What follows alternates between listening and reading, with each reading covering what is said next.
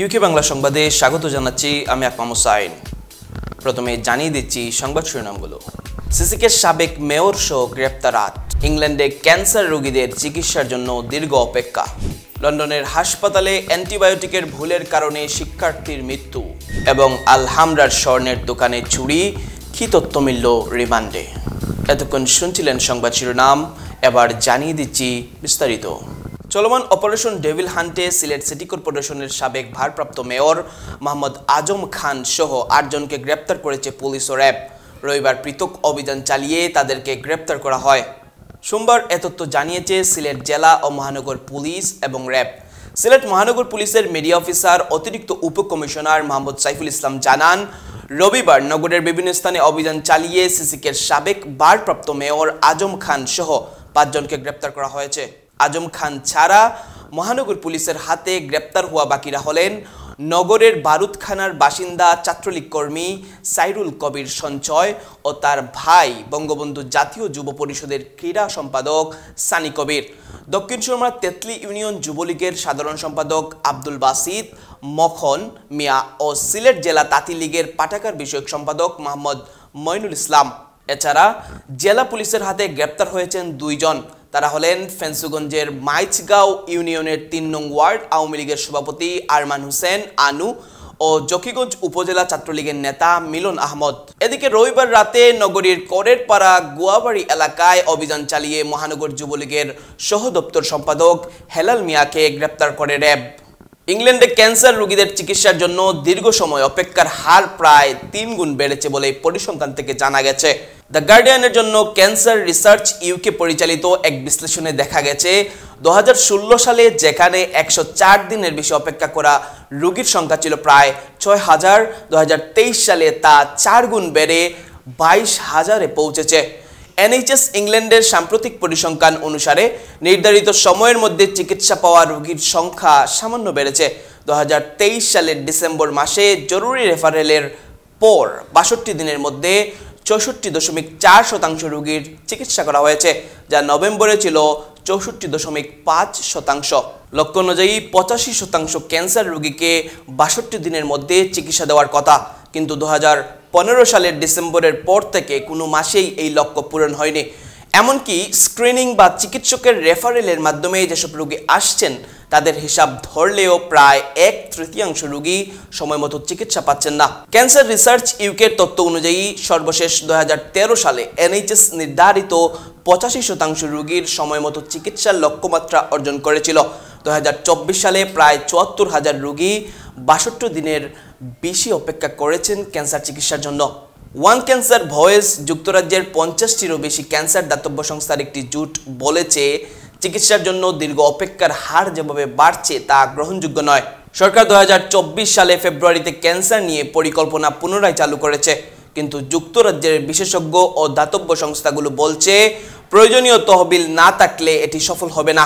Cancer research ইউকের প্রধান নির্বাহী ও ওয়ান ক্যান্সার ভয়েসের প্রতিনিধি মিচেল বলেছেন, জাতীয় ক্যান্সার পরিকল্পনা ইংল্যান্ডের ক্যান্সার রোগীদের জন্য পরিবর্তনের সুযোগ তৈরি করতে পারে, তবে যুক্তরাজ্য সরকারকে কর্মী ও যন্ত্রপাতিতে বিনিয়োগ করতে হবে এবং প্রয়োজনীয় সংস্কার আনতে হবে। এটি ক্যান্সার রোগীদের ন্যূনতম প্রাপ্য। এনএইচএস এর মাসিক তথ্য অনুযায়ী কিছু ক্ষেত্রে উন্নতি দেখা গেলেও মাত্র ৭৮.১% রোগী রেফারেলের ২৮ দিনের মধ্যে ক্যান্সার বা তার বিপরীতে চিকিৎসা নিশ্চিত করেছে। জরুরি ভিত্তিতে সন্দেহভাজন ক্যান্সার রোগীদের রেফারেল ৪% বেড়েছে।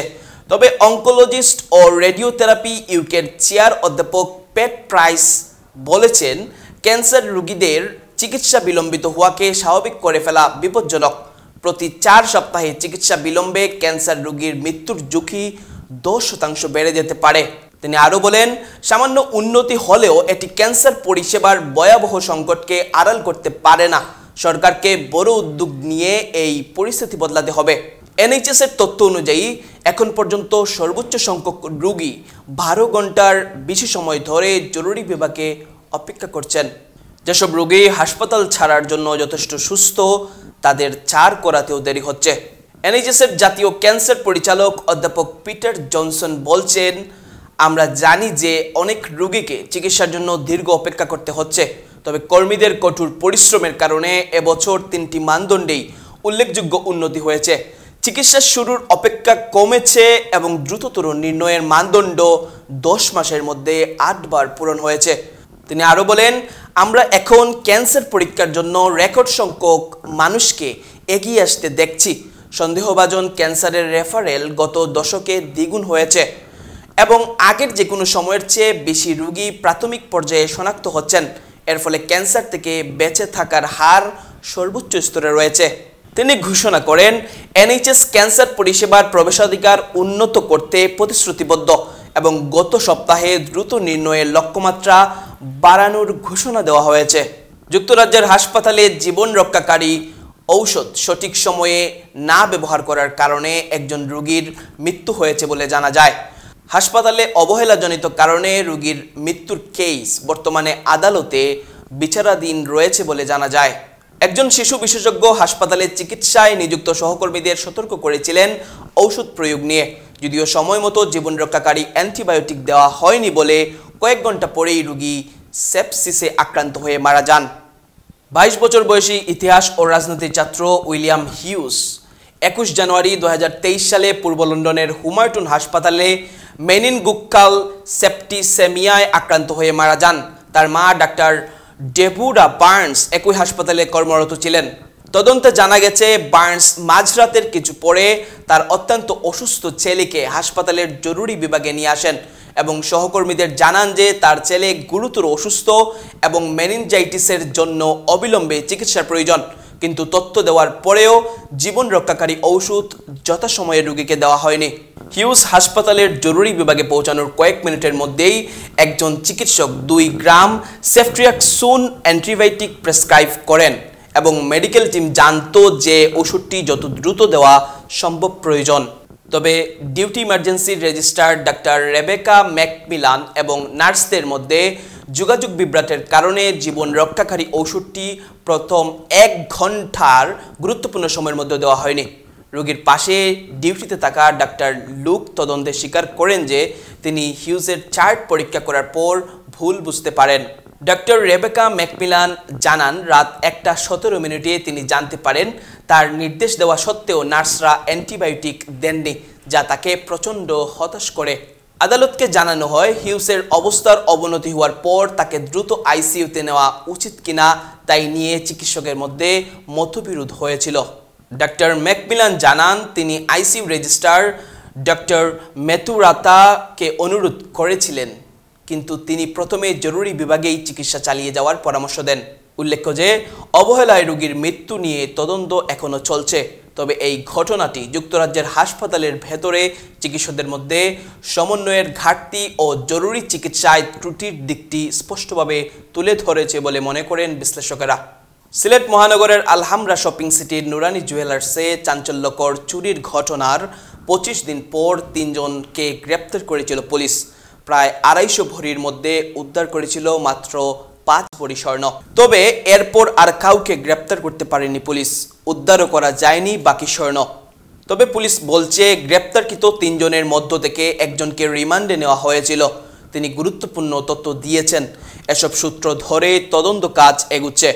জানা যায়, নুরানি জুয়েলার্সের চুরির ঘটনায় 31 জানুয়ারি ভোর 6টার দিকে কুমিল্লা জেলার মুরাদনগর থেকে একজন এবং তার দেওয়া তথ্য মতে পরদিন বিকালে এ জেলার হুমনা থেকে আরও 2 জনকে গ্রেফতার করেছিল সিলেট কোতোয়ালি থানা পুলিশের স্পেশাল টিম। গ্রেফতারকৃতরা ছিলেন কুমিল্লা জেলার মুরাদনগর থানার নিয়ামতপুর গ্রামের মোহাম্মদ নজরুল ইসলামের ছেলে ওয়াসেক মিয়া আলমগীর, একই জেলার হুমনা থানার হুমনা পোদ্দার পার গ্রামের মৃত প্রাণ কুমার দেবনাথের ছেলে সুহেল দেবনাথ ও একই থানার শ্রীমতী পূর্বপাড়া গ্রামের মৃত সুনামিয়া শিকদারের ছেলে মোহাম্মদ আবুল হোসেন। এর মধ্যে ওয়াসেক মিয়াকে 5 দিনের রিমান্ডে নেয় পুলিশ। রোববার শেষ হয়েছে রিমান্ডের 5 দিন।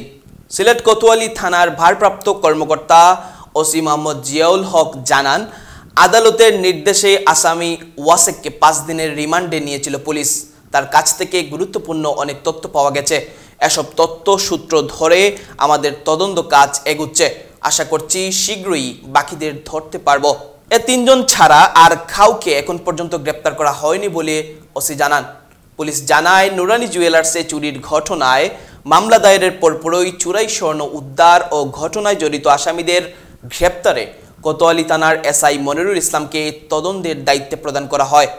এছাড়া এসএমপি কমিশনারের নির্দেশে চোরদের ধরতে কোতোয়ালি থানার কয়েকজন চৌকস অফিসারকে দিয়ে গঠন করা হয় একটি স্পেশাল টিম।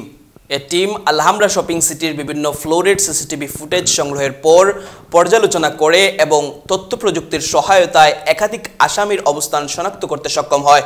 পরবর্তীতে এই টিম আসামিদের গ্রেপ্তারের লক্ষ্যে 31 তারিখ ভোর 4:30 থেকে কুমিল্লার মুরাদনগর থানার বিভিন্ন এলাকায় টানা অভিযান পরিচালনা করে। এক পর্যায়ে সকাল 6টার দিকে মুরাদনগর নিয়ামতপুর গ্রাম থেকে ওয়াসিক মিয়া আলমগীরকে ধরতে সক্ষম হয় পুলিশ। তার দেওয়া তথ্যের ভিত্তিতে পরদিন 1 ফেব্রুয়ারি বিকেলে কুমিল্লার হুমনা বাজার থেকে আসামি সুহেল দেবনাথ ও মোহাম্মদ আবুল হোসেনকে পুলিশ গ্রেপ্তার করে। আলমগীরকে গ্রেপ্তারের পর তিনি নুরানি জুয়েলার্সের চুরির ঘটনার সরাসরি জড়িত বলে প্রাথমিকভাবে স্বীকার করেন। 3 ফেব্রুয়ারি বিকেলে এই 3 আসামিকে আদালতে প্রেরণ করে বিজ্ঞ বিচারক কারাগারে প্রেরণের নির্দেশ দেন। পরবর্তীতে পুলিশের আবেদনের প্রেক্ষিতে আসামি ওয়াসেককে 5 দিনের রিমান্ডে নেয় পুলিশ। এদিকে গ্রেফতারকালে এই 3 জনের কাছ থেকে 5 বড়ি 12 আনা স্বর্ণ উদ্ধার করা হয়। এ ঘটনায় প্রতিষ্ঠানটির স্বত্বাধিকারী দেওয়ান মোহাম্মদ জাবেদ চৌধুরী মামলা দায়ের করেন। ঘটনার 25 দিন পর 3 আসামিকে ধরতে পেরেছে পুলিশ। এতক্ষণ সাথে থাকার জন্য ধন্যবাদ। আল্লাহ হাফেজ।